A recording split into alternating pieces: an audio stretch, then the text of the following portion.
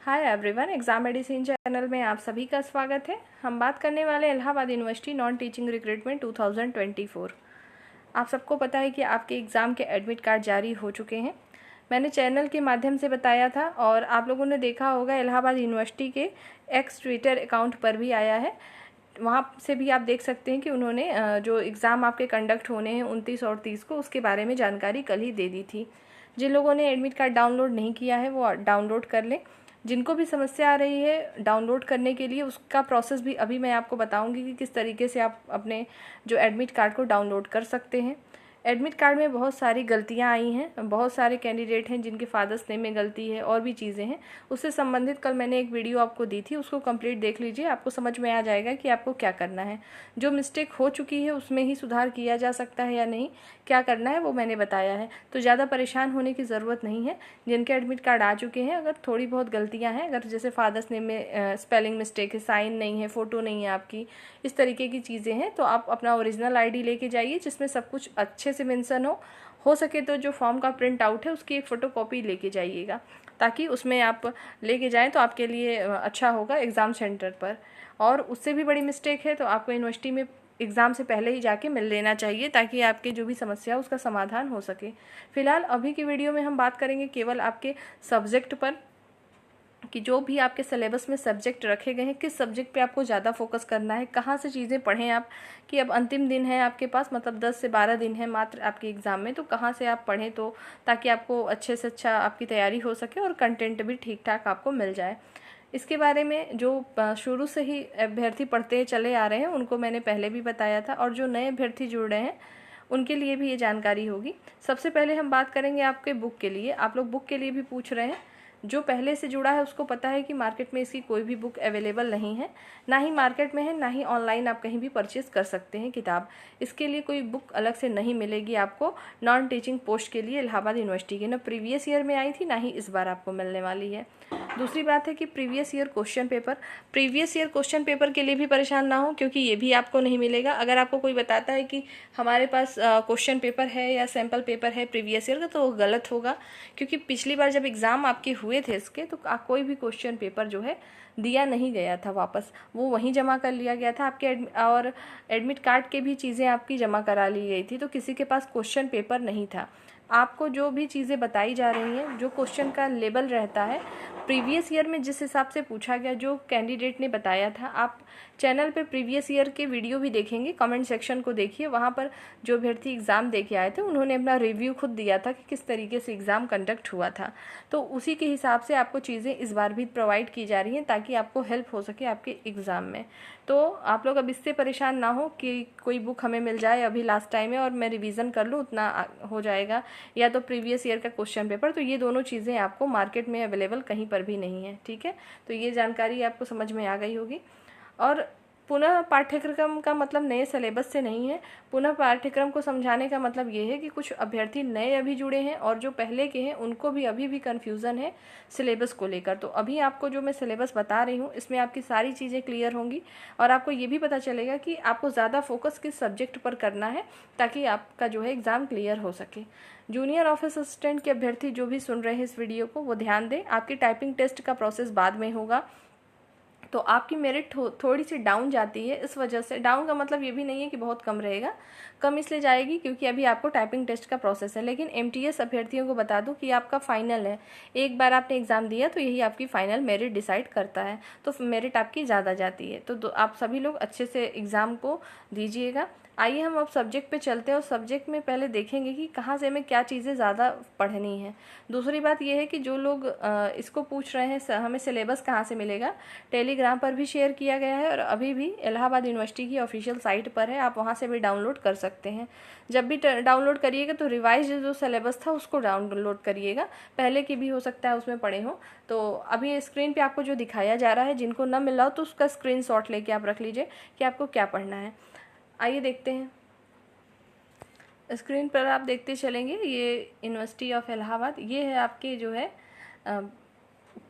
जो सिलेबस आया था वो यहाँ पर मेंशन है। देखेंगे पोस्ट नेम एमटीएस और लेबोरेटरी अटेंडेंट और लाइब्रेरी अटेंडेंट, ध्यान देंगे एमटीएस के लाइब्रेटरी अटेंडेंट और लाइब्रेरी अटेंडेंट के अभ्यर्थी कि आपको किस चीज़ पे फोकस करना है और आपकी परीक्षा जो है में क्या क्या चीज़ें पूछी जाएंगी। सबसे पहले ये भी जान लीजिए कि निगेटिव मार्किंग है। कुछ अभ्यर्थी पूछ रहे थे निगेटिव मार्किंग को कि माइनस मार्किंग है कि नहीं है, तो यहाँ पर देख लीजिए, यहाँ पर है। अगर एक क्वेश्चन आप सही करते हैं, देखेंगे 2 नंबर का है, मतलब एक क्वेश्चन कितने नंबर का है, 2 नंबर का है। 100 क्वेश्चन आएंगे, 200 जो नंबर आपको देंगे। और निगेटिव मार्किंग कितनी है, 0.5 की निगेटिव मार्किंग है, ठीक है। और यहाँ पर देखेंगे आपका जो एग्ज़ाम का लेवल रहने वाला है वो हाई स्कूल लेवल का रहेगा। हाई स्कूल का लेवल का मतलब रहेगा कि उसका स्टैंडर्ड थोड़ा सा लो रहेगा, और जो जूनियर ऑफिसर स्टैंड का है वो थोड़ा सा इंटरमीडिएट लेवल का रहेगा। यहाँ पे मेंशन इन्होंने कर दिया है, यहाँ पर आप देख लीजिए, लिखा हुआ है सब कुछ।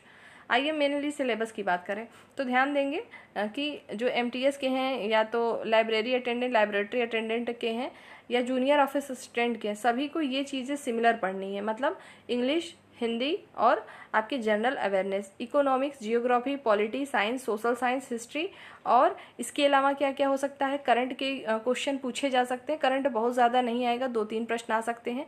कंप्यूटर के कुछ प्रश्न आ सकते हैं, 2-4 प्रश्न।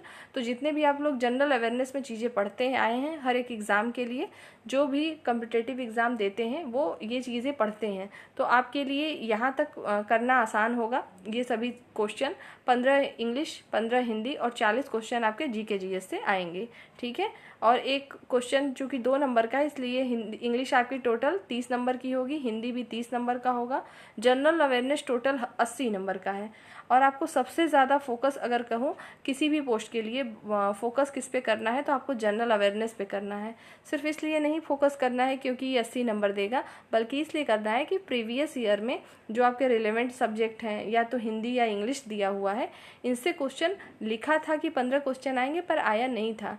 40 से ज़्यादा प्रश्न ही जनरल अवेयरनेस के आ गए थे। इस वजह से आपको सजेशन दिया जा रहा है कि आप सबसे ज़्यादा फोकस किस पे करिए, अभी जनरल अवेयरनेस पे करिए। बाकी चीज़ें इसमें तो कुछ टॉपिक जो मेन लिखी हुई हैं इसको तो पूरा कर लीजिए, जैसे antonym, synonyms, sentence correction, word meaning, use of proverbs, one word substitution, phrase, और भी चीज़ें इसमें पूछ, आर्टिकल्स पढ़ लीजिएगा। और इसमें बात करें तो विलोम शब्द, पर्यायवाची, अर्थ, शब्द अर्थ, संधि विच्छेद, एकार्थी शब्द, मुहावरे, लोकोक्तियाँ, इन सभी की वीडियो आपको ऑलरेडी दी गई हैं। इसकी पीडीएफ भी दी गई है टेलीग्राम चैनल पर भी, और इसकी प्लेलिस्ट भी बनी है। अगर प्लेलिस्ट में नहीं मिलेगा तो कई प्लेलिस्ट है, उसमें चेक करिए, आपको सब मिल जाएगा, ठीक है। और बात कर लेते हैं, यहाँ तक तो सबका सिमिलर हुआ। बात करेंगे रेलेवेंट सब्जेक्ट की, तो देखिए जो एमटीएस के अभ्यर्थी हैं उनको केवल जनरल एडमिनिस्ट्रेशन के ही प्रश्न आएंगे। और अभी आपको बता दें, जनरल एडमिनिस्ट्रेशन से संबंधित हमने आपको कुछ वीडियो दी है, उसके लिए अलग से प्लेलिस्ट बनाई है, वहाँ से पढ़िए। आप लोग डिमांड कर रहे थे एमसीक्यू के फॉर्म में आपको क्वेश्चन कराए जाएँ, तो कोशिश करेंगे कि आपको बना दिए जाएँ कुछ क्वेश्चन।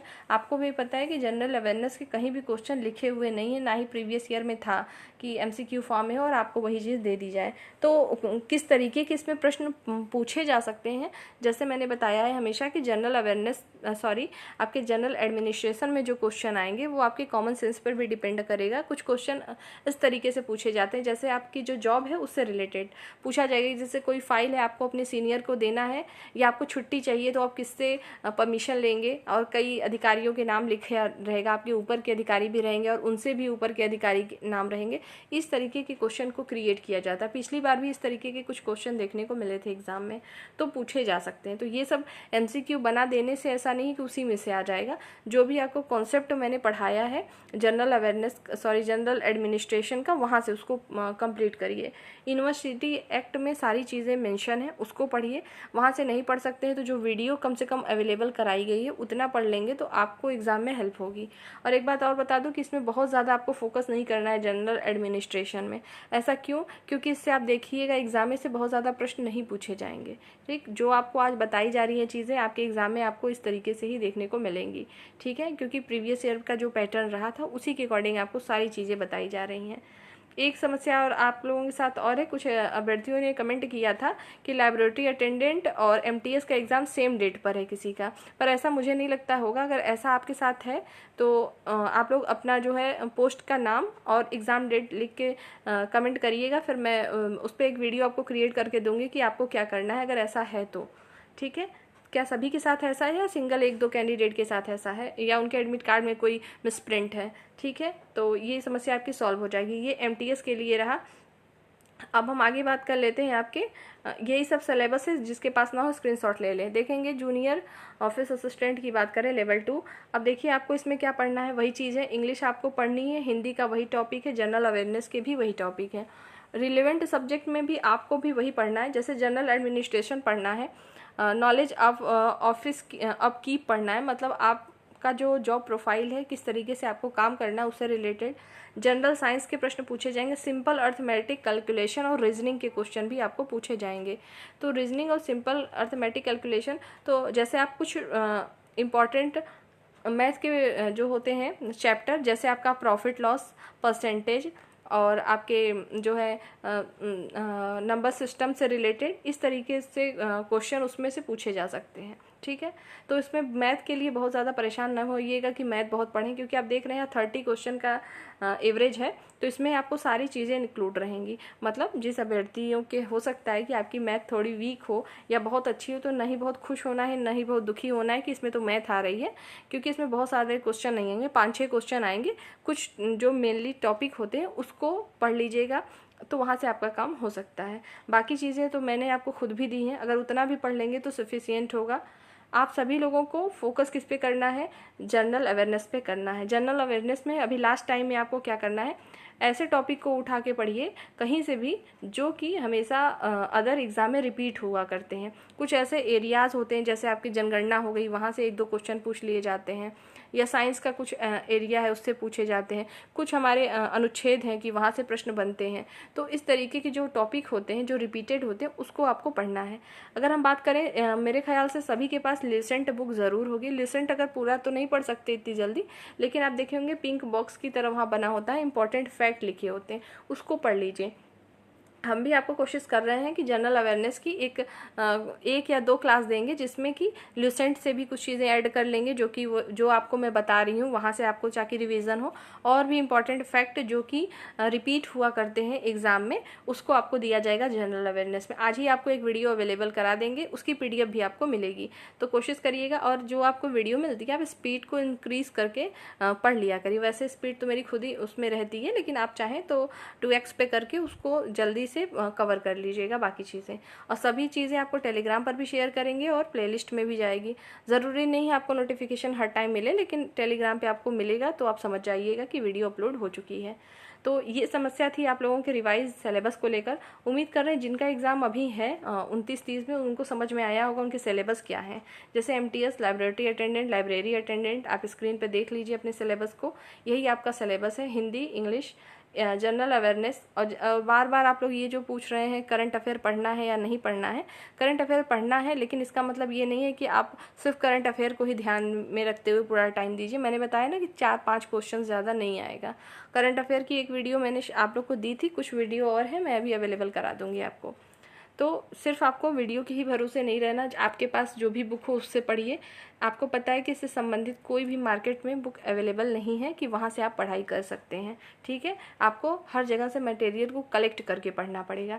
अब बात करें इंग्लिश और हिंदी में जो टॉपिक दिए हुए हैं, आदित्य पब्लिकेशन की बुक अगर आपके पास हो तो उससे पढ़ लीजिए, जो ये सब टॉपिक लिखे हैं। मैंने भी उससे क्वेश्चन कराए थे और आपको अवेलेबल भी कराया है, उसको पढ़ लीजिएगा।